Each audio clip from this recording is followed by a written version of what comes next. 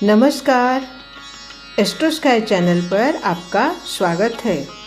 कुंडली में सभी भाव महत्व के होते हैं। 12 भाव होते हैं। 9 ग्रहों को 12 भावों में स्थापित किया जाता है जन्म के आधार पर, और उसके बाद उस कुंडली के और भी अनेक कुंडलियां बनाई जाती हैं। क्योंकि जब हमें कोई फलित निकालना होता है तो सिर्फ जन्म लग्न से ही सारा फलित नहीं निकलता, इसलिए उसकी अनेक कुंडलियां बनाई जाती हैं। उनमें से विशेष कुंडलियां होती हैं कि जो जन्म लग्न है वो तो विशेष होती ही है, उसके बाद चंद्र लग्न, सूर्य लग्न और चलित, इन सब का भी बहुत महत्व होता है। और इन सभी तरह की कम से कम ये 4 कुंडलियां हमें बनानी होती है। इन 4 कुंडलियों से जातक का बहुत कुछ विस्तार से हमें पता चल जाता है।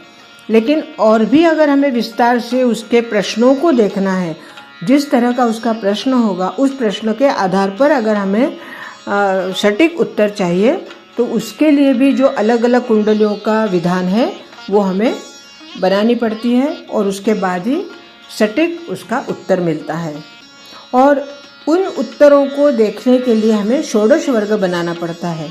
जैसे कि पिछले वीडियो में मैंने षोडश वर्ग के बारे में कुछ जानकारी दी है, और उसी के बारे में आज हम आगे कुछ बात करेंगे।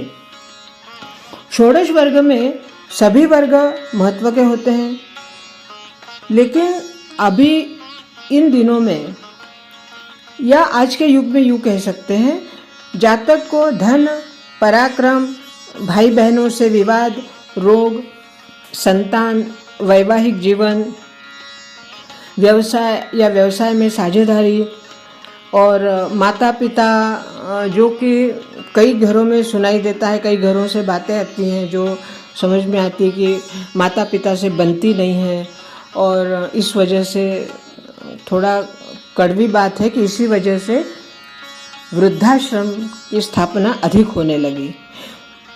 तो इस तरह से प्रश्न ज़्यादा आते हैं, और जीवन में आने वाले संकट, अचानक जो संकट आते हैं, तो इस तरह के जो प्रश्न होते हैं उनके लिए विशेषकर 7 वर्गों की कुंडलियां बनाई जाती हैं। 16 में से 7 वर्गों की कुंडलियों से हमें इन सारे प्रश्नों के उत्तर मिल जाते हैं।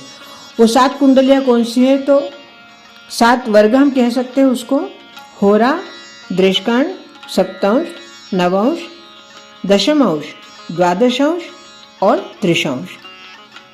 अब इन 7 वर्गों का जब हम फलित देखते हैं तो हम आज एक एक वर्ग का थोड़ा सा विस्तार करेंगे। जैसे होरा जो है उसका फलित में प्रयोग कैसे होता है कि होरा जन्म कुंडली की प्रत्येक राशि के 2 समान भाग कर सिद्धांतानुसार जो वर्ग बनता है उसको होरा कहते हैं। अब इससे जातक के धन से संबंधित पहलुओं का अध्ययन किया जाता है। अब होरा में 2 ही लग्न होते हैं, सूर्य का अर्थात सिंह लग्न और चंद्र का अर्थात कर्क लग्न। ग्रह जो अन्य ग्रह हैं वे या तो चंद्र की होरा में रहते हैं या सूर्य की होरा में। तो बृहद पाराशर होराशास्त्र के अनुसार गुरु, सूर्य एवं मंगल सूर्य की होरा में, और चंद्र, शुक्र, शनि चंद्र की होरा में बहुत ही अच्छा फल देते हैं। बुध दोनों की होराओं में फलदायक होते हैं। यदि सभी ग्रह अपनी शुभ होरा में हो तो जातक को धन संबंधी समस्या कभी नहीं आती और वह धनी होता है। यदि कुछ ग्रह शुभ में है और कुछ अशुभ में है तो फल मध्यम रहता है। यदि सभी ग्रह अशुभ होरा में चले गए तो जातक निर्धन ही रहता है। मतलब कितना भी वो परिश्रम करके धन कमा ले, परंतु उसकी झोली हमेशा खाली रहती है। ये होरा कुंडली हमें यह बताती है कि इसके जीवन में धन आएगा, नहीं आएगा, बचेगा, संचय होगा, नहीं होगा, या ये कष्ट के बाद धन कमा भी पाएगा या नहीं, या अगर बगैर कष्ट के इसको धन मिलेगा, या इसको ऐसी संपत्ति मिलेगी जो ये सिर्फ बैठे बैठे अपना उधर निर्वाह कर सकता है। जैसे कहते हैं ना कि ऐशो आराम की ज़िंदगी बीत रही है, कि कुछ काम धाम कुछ नहीं करना, बस बाप दादों का दिया हुआ है, आराम से बैठ के खा पी रहे हैं। तो ये धन उसको मिला कहाँ से? अब हम कह सकते हैं पैतृक धन उसको मिला है, बाप दादों ने कमाया है, वो बैठ के खा रहा है, लेकिन उसकी कुंडली में होरा में ऐसे ग्रह हैं जो ये बता रहे हैं कि उस व्यक्ति को बगैर काम धाम के ही पैसा मिल रहा है या खर्च करने को धन मिल रहा है। लेकिन वही अगर किसी जातक का होरा बहुत खराब है तो बहुत परिश्रम करके, अथांग परिश्रम करने के बाद भी उसके नसीब में 2 रोटी के लिए भी उसको बहुत मुश्किल पड़ती है। तो ये होरा का कमाल है कि होरा की कुंडली जब हम देखते हैं तो इस तरह से हमें पता चल जाता है कि उसके जीवन में धन की क्या स्थिति है। अब ऐसे ही कई बार क्या होता है कि होरा में, जैसे हम इस समय होरा को ग्रहों से तो देख लिया कि भाई ग्रह कौन सी होरा में, अच्छे में है, अशुभ में है, शुभ में है, परंतु अब सवाल ये आता है कि अगर होरा में जो अशुभ ग्रह हैं उस ग्रह की अगर उसको महादशा चल रही है तो निश्चित ही उसके जीवन में किसी भी तरह से धन आएगा ही नहीं।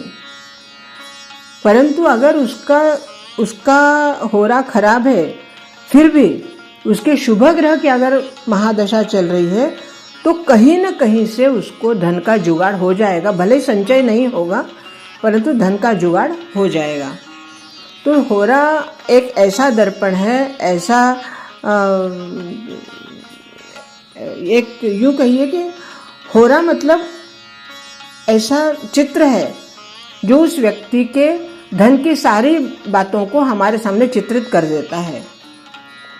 तो होरा के बारे में ये जानकारी दी है मैंने। अब दूसरा जो आता है वर्ग, जिसको कहते हैं दृष्कांड। अब दृष्कांड वर्ग बनाया कैसे जाता है? जन्म कुंडली की राशि के 3 समान भाग किए जाते हैं और 3 समान भाग कर सिद्धांत के अनुसार जो वर्ग बनता है उस वर्ग को दृष्कांड कहते हैं।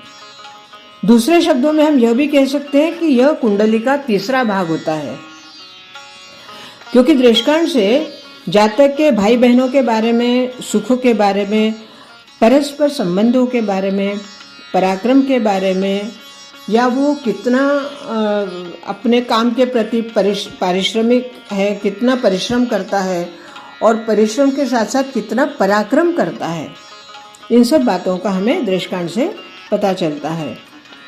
इसके अतिरिक्त इस दृष्कांड भाव से जातक के मृत्यु के बारे में भी पता चलता है, क्योंकि 8, 9, 10, 11, 12, 1, 2 और 3 ये जो स्थान है ये अष्टम से अष्टम स्थान आता है और इसीलिए इस स्थान को मृत्यु के बारे में भी, मृत्यु का स्वरूप भी कहा जाता है।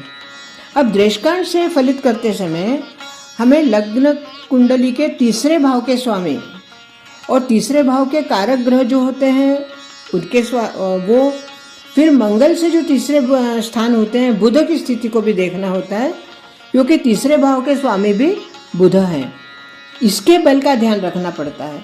यदि दृष्कांड कुंडली में संबंधित ग्रह अपने शुभ स्थान पर है तो जातक को भाई बहनों का विशेष लाभ मिलता है या सुख मिलता है और उसके पराक्रम में भी वृद्धि होती है।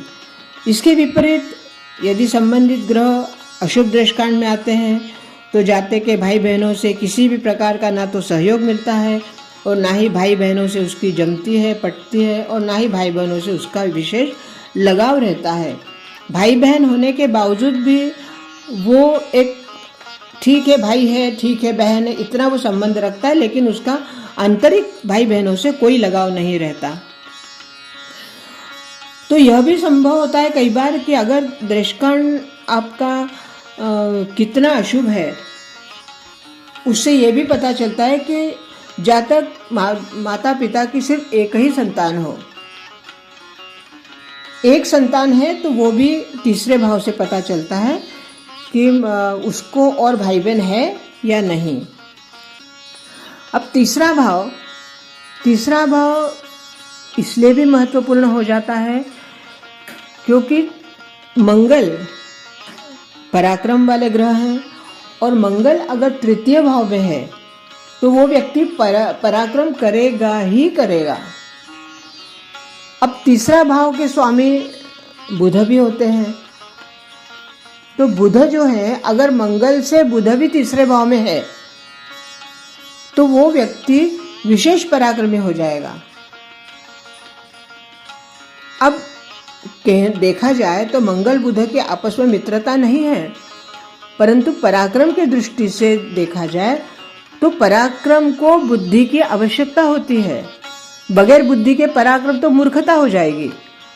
भाई, अगर आप कोई पराक्रम कर रहे हैं लेकिन आपने अपने बुद्धि का वापर नहीं किया या आपको उस पराक्रम में अपने बुद्धि नहीं लगाई तो आपके पराक्रम व्यर्थ हो जाएंगे। तो इसलिए बुद्धि का वापर करके ही पराक्रम करना है। अर्थात मंगल अगर पराक्रम करेंगे तो उनके लिए बुध की बुद्धि का होना अति आवश्यक है, तभी मंगल का सही पराक्रम होगा, सही दिशा में पराक्रम होगा और उस जातक के लिए वो पराक्रम लाभदायी रहेगा। अन्यथा पराक्रम भी किया, बुद्धि का वापर भी नहीं किया और पराक्रम व्यर्थ हो गया, तो ना तो जातक को लाभ हुआ, ना वो मंगल ने जो पराक्रम किया वो लाभदायी रहा, और बुद्धि तो लगाई ही नहीं।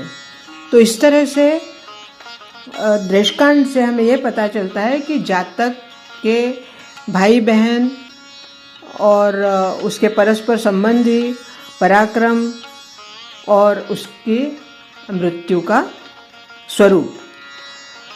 तो आज हमने इन षोडश वर्गों में से जो विशेष 7 वर्ग होते हैं उनमें से 2 वर्गों के बारे में बातचीत की है, होरा और दृष्टांत।